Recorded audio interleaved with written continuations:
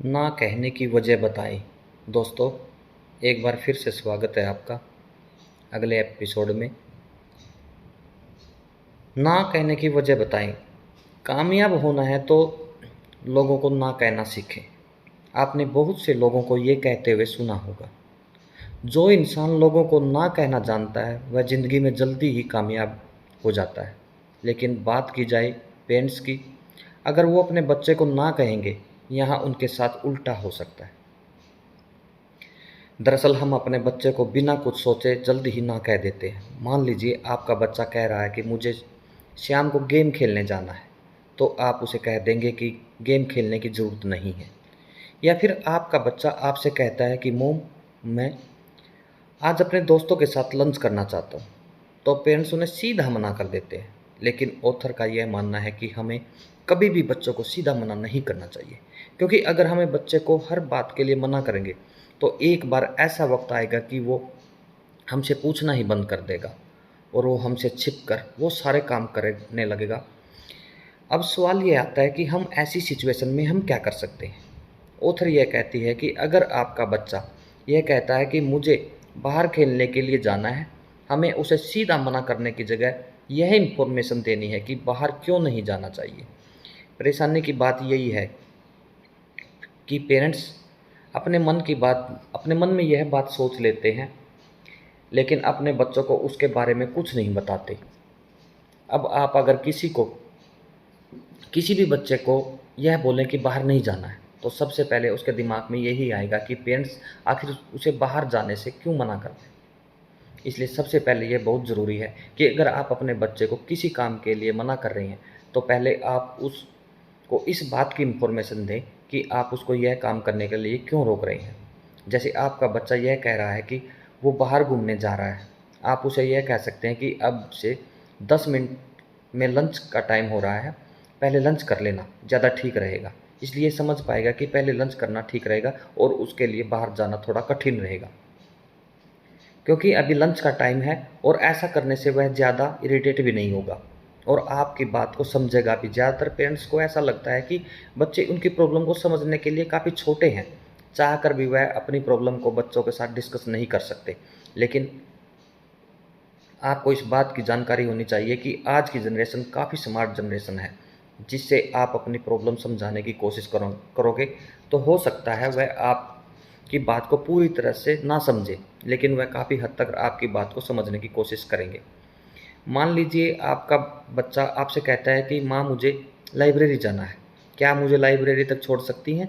तो ऐसी सिचुएशन में आपके पास टाइम नहीं है, आपको उसको सीधा मना नहीं करना है कि आप उसको प्रॉब्लम बतानी है कि आप उसे लाइब्रेरी क्यों नहीं छोड़ सकती। जिससे आप कह सकते हैं कि कुछ देर बाद घर इलेक्ट्रीशियन आने वाला है या कुछ और, इस वजह से तुम्हें लाइब्रेरी नहीं छोड़ पाऊँगी। जब आप सही रीज़न अपने बच्चे को देंगी, वह आपको कभी गलत नहीं समझेगा, आपकी प्रॉब्लम को समझने की कोशिश भी करेगा। हो सकता है आपका बच्चा दोबारा आपसे ज़िद ज़रूर करे कि आप मुझे लाइब्रेरी छोड़ कर आओ, लेकिन जब वह आप उसे ठीक तरह से समझाओगे और चॉइस दोगे तो वह ज़रूर आपकी बात को समझेंगे। सभी पेरेंट्स यही चाहेंगे कि उनका बच्चा कॉन्फिडेंट रहे, लोगों से बात करते वक्त या कोई काम करते वक्त उसके अंदर पॉजिटिव एनर्जी मौजूद रहेगी कि आप जानते हैं आपका बच्चा आगे जाकर क्या बनेगा, किस तरह से लोगों से बात करेगा या फिर अपना काम कितनी बेहतर ढंग से कर पाएगा। ये इस बात पर डिपेंड कर पाएगा कि आप अपने बच्चे को सेल्फ स्टीम का कितना ध्यान रखते हैं। सेल्फ स्टीम एक ऐसी चीज़ है जो बच्चे को एनर्जेटिक इंसान बना सकती है या फिर उसे बिल्कुल डाउन कर सकती है। ऑथर ने अपनी बुक में एक कहानी भी बताई है, आइए उस कहानी को जानते हैं। ब्रूस और डेविड दोनों बहुत अच्छे दोस्त थे और इन दोनों की मोम इनसे काफ़ी प्यार भी करती थी। ब्रूस जब सुबह उठता था तो उसकी मोम उसे बोलती थी कि तुम्हें आज फिर लेट हो गए हो, जल्दी से तैयार हो जाओ। ब्रूस कपड़े पहनता था और ब्रेकफास्ट की टेबल पर मिलता था। जब मोम उसे देखती थी तो उसे बोलती थी कि तुमने आज अपनी पैंट ठीक तरह से नहीं पहन रखी है और तुमने जूते भी अभी तक नहीं पहने हैं, तुम बार बार यह सब कैसे भूल जाते हो। जिसके बाद ब्रूस अपनी मोम को कहता है कि मैं ब्रेकफास्ट करने के बाद चेंज कर लूँगा। जिसके बाद उसकी मोम उसे कहती है कि तुम रहने दो, मैं तुम्हारी हेल्प कर दूँगी, वरना फिर तुम कोई गड़बड़ कर दोगे। ब्रूस की मोम उसे रेडी करती है और स्कूल जाने के लिए ब्रूस जैसे ही गेट के बाहर निकलता है, उसकी मोम उसे आवाज़ देकर बुलाती है कि फिर तुम अपना लंच भूल रहे हो। जिसके बाद ब्रूस अपनी मोम के पास आता है और लंच अपने बैग में रखता है। उसकी मोम उसको इस तरह से देखती है जैसे उसने कोई बहुत बड़ी गलती कर दी हो। दरअसल उसकी मोम भी इस बात के लिए काफ़ी परेशान थी कि हर बार चीज़ों को क्यों भूल जाता है, इसलिए वह उसे बार बार भुलक्कड़ या लापरवाह भी कह दिया करती थी। अब आते हैं अपने दूसरे कैरेक्टर की तरफ, जिसका नाम है डेविड। डेविड जब सुबह सोकर उठता है तो उसकी मोम उसे पूछती है, क्या तुम अभी रेडी होने जाओगे या फिर अभी तुम्हें 5 मिनट टाइम और लगेगा। जिसके बाद डेविड कहता है, हाँ मोम, मैं 5 मिनट में तैयार होता हूँ। फिर डेविड तैयार होकर ब्रेकफास्ट करता है और इतने में माँ उसे कहती है कि तुम जूते पहनना भूल गए हो। उसके बाद डेविड कहता है कि मोम, ब्रेकफास्ट करने के बाद मैं जूते पहन लूँगा। इसके बाद जैसे ही डेविड घर से बाहर निकलता है, उसकी माँ उसे कहती है, डेविड तुम अपना लंच रखना भूल गए हो। जिसके बाद डेविड आता है और अपनी मोम को कहता है कि थैंक यू मोम, स्कूल के लिए निकल पड़ता है। ब्रूस और डेविड दोनों स्कूल पहुंच जाते हैं। यहाँ उनकी टीचर बताती है कि आज हमें गेम खेलने वाले हैं। मैं चाहती हूँ कि तुम में से एक बच्चा वॉलेंटियर बनकर सभी बच्चों को इन्फॉर्मेशन दे कि कहाँ और कब यह गेम खेलने वाले हैं। हमारी कहानी यहीं ख़त्म होती है, लेकिन कहानी ख़त्म करने से पहले हम आपसे एक सवाल पूछना चाहते हैं। सवाल यह है कि ब्रूस और डेविड में से कौन से स्कूल में वॉलंटियर बनना पसंद करेगा, जो लोगों को उस गेम की जानकारी भी देगा और गेम में पार्टिसिपेट भी करेगा। अब आप सोच रहे होंगे कि इसका जवाब हमें कैसे पता होगा। दरअसल अगर आप हमारी कहानी पर गौर करेंगे तो आप इस सवाल का जवाब भी दे पाएंगे। ब्रूस की मोम उस बात पर भुलक्कड़ लापरवाह कहकर उसे महसूस करवाती रहती है। वहीं डेविड की मोम उसकी भूल को माफ़ करके बिल्कुल भी बुरा फील नहीं होने देती। ब्रूस जब भी अपनी मोम से इस तरह से वर्ड सुनता है तो उसकी सेल्फ अस्टीम बहुत गिर जाती है, जिसकी वजह से उसके अंदर कॉन्फिडेंस की बहुत कमी हो जाती है। इसलिए स्कूल में उसकी टीचर उसे जब वॉलेंटियर करने के लिए कहती है तो वह उसमें पार्टिसिपेट नहीं करता, जबकि डेविड सुबह से जिसका मूड काफ़ी अच्छा है वो इसमें बढ़ चढ़ कर पार्टिसिपेट करता है। तो देखा आपने, आपके बोले गए वर्ड से आपके बच्चे पर इसका क्या असर पड़ता है।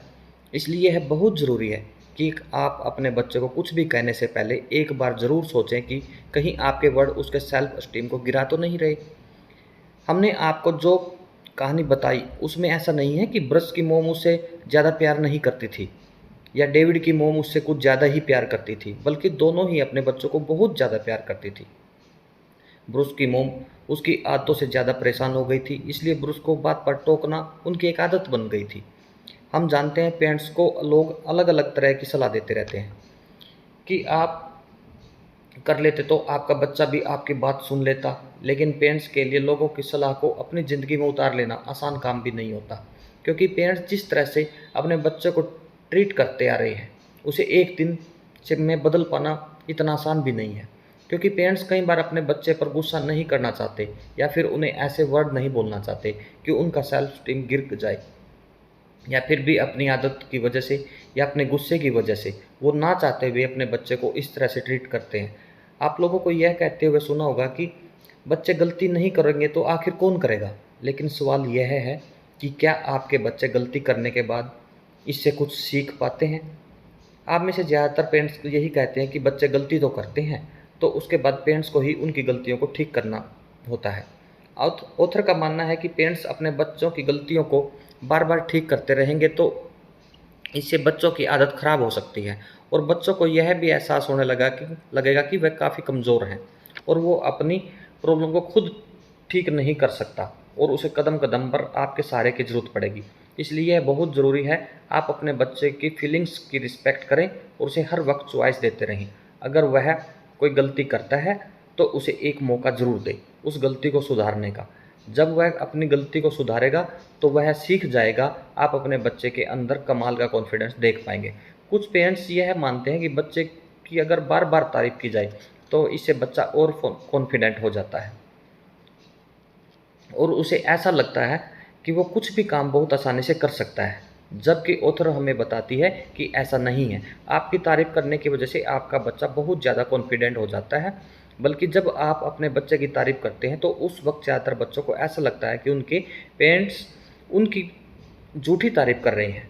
और अब मान लीजिए आपको बच्चा आपसे कहता है कि मोम, आपको मेरी ड्राइंग कैसी लग रही है। तो आप उसे बोलते हैं ये बहुत बेहतरीन है, जबकि आपका बच्चा आपसे इस तरह के रिएक्शन की उम्मीद नहीं कर रहा था। उनको लगता है आप उनकी झूठी तारीफ़ कर रहे हैं। जब हम किसी भी की तारीफ़ करते हैं तो इस उस इंसान पर काफ़ी प्रेशर आ जाता है कि वो अपने काम को और बेहतर ढंग से करे। मान लीजिए आप मेहमानों के लिए खाना बना रहे हैं और मेहमानों को आपका खाना खाकर बोलते हैं, तुम तो बहुत बेहतरीन खाना बनाती हो या आपने बनाया है, तो आपको कहीं न कहीं यह महसूस होगा कि मुझे अपना खाना बनाने के तरीकों में और थोड़ा बदलाव करना चाहिए ताकि मैं और टेस्टी खाना बना सकूँ। इसी तरह आप मान लीजिए आप किसी पार्टी के लिए तैयार हो रहे हैं और आपने आपकी पसंद से सबसे बेहतरीन कपड़े पहने हैं और आपका दोस्त आपको देखकर आपको बोलता है, आज तो आप काफ़ी अच्छे लग रहे हैं। तो कहीं न कहीं आपको यह महसूस होगा कि आज तो मैं अच्छा लग रहा हूँ, लेकिन कल क्या होगा? कल भी मुझे ऐसे ही ड्रेसअप होकर आना पड़ेगा। ठीक इसी तरह जब हम बच्चों की तारीफ़ करते हैं तो हम ना चाहकर भी उनके ऊपर प्रेशर डाल देते हैं कि आगे भी तुम इस तरह के काम को और बेहतर तरीके से करोगे। तो अब सवाल ये आता है कि हम अगर अपने बच्चे की तारीफ़ ना करें तो ऐसा तो नहीं कि वो कोशिश ही करना बंद कर दें। ऑथर कहती है कि आपने अपने बच्चे की तारीफ़ तो करनी है, पर इसका सही तरीका आपको मालूम होना चाहिए। मान लीजिए आपका बच्चा कोई पोएट्री लिखता है और पोएट्री कंप्लीट करने के बाद वो आपको दिखाता है और पूछता है ये कैसी है? तो ऐसी सिचुएशन में ज़्यादातर पेरेंट्स यही करेंगे कि तुमने काफ़ी अच्छी पोएट्री लिखी है और कन्वर्सेशन इसके बाद ख़त्म हो जाती है। अगर आप इस तरह का जवाब अपने बच्चे को दोगे तो उसे महसूस होगा कि उसने इतनी मेहनत करके पोइट्री लिखी, उसके पेरेंट्स ने उसे एक लाइन में ही उसे डिस्क्राइब कर दिया। ऐसी सिचुएशन अगर आपका बच्चा आपसे पूछ रहा है कि पोइट्री कैसी है, तो आपने उसे जवाब देना है कि आपकी अच्छी पोइट्री है और आपने बहुत अच्छी लिखी है और कुछ लाइन तो लाजवाब है। दरअसल आप जैसा भी फील कर रहे हैं, जो भी महसूस कर रहे हो, बस वही आपको अपने बच्चे को बताना है। अगर आपको अपने बच्चे की पोएट्री पसंद नहीं आई, आपको उनकी झूठी तारीफ़ नहीं करनी है। अगर आप ऐसा करोगे तो कहीं न कहीं आपके बच्चे को पता लग जाएगा कि आप उसकी झूठी तारीफ़ कर रही हैं। इसलिए आप जो भी महसूस कर रहे हैं, वह अपने बच्चे को बताएँ। आपको कुछ भी कहने से पहले यह ज़रूर सोचना है कि आपके वर्ड उसके कॉन्फिडेंस गिराने की बजाय उसको मोटिवेट करें। कई बार पेरेंट्स अपने बच्चे को भला-बुरा कहते हुए दूसरे से कंपेयर करते हैं। कहते हैं उनके जैसा ना होने की बात कहने लगते हैं, वो भी बहुत छोटी उम्र में, जबकि पेरेंट्स को ऐसा नहीं करना चाहिए। हम अगले एपिसोड में हम इसी ही बात पर डिस्कस करने वाले हैं और जानेंगे ऑथर के विचार को भी। इसलिए दोस्तों, तब तक मैं आपसे विदा लेता हूँ। धन्यवाद।